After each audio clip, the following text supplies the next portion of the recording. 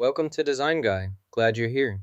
I'll show you how to control exactly when your Canva animations appear and disappear. Click Create, then select any videos you want to use for this tutorial.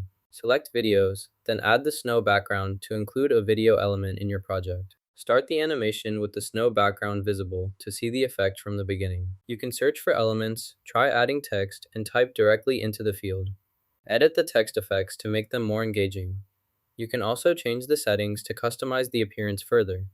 Adjust colors, shadows, and other options as needed. Change the font color and add an animation effect.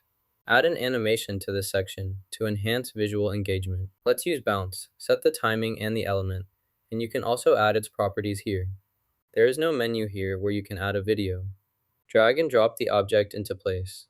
Now, let's try removing the background from it. It still works perfectly without any issues. Place it here to ensure it is still working properly. Select the video and resize it.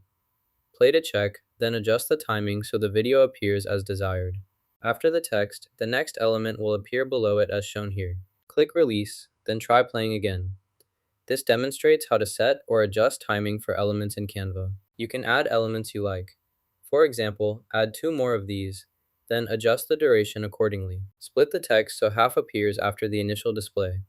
To time an element in Canva, add it, adjust the duration, then click Share and download when finished.